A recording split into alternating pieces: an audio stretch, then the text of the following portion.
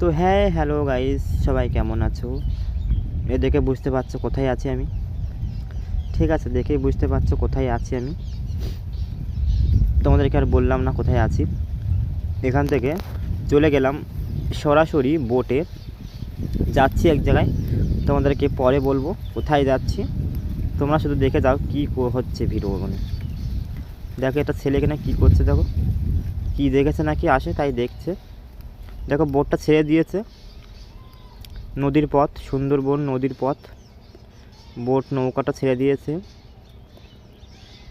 ছেড়ে দেওয়ার পরে দেখো কী সুন্দর দেখাচ্ছে আশেপাশে কোনো। তা চলে এলাম সেই জায়গায়, চলে এলাম গোসবা বাজার। আরে কি এত লাইন এখানে, বুঝতে পারছিলাম না এত লাইন কিসের। তা আর শুনলাম না, তো ভিডিও করে নিলাম।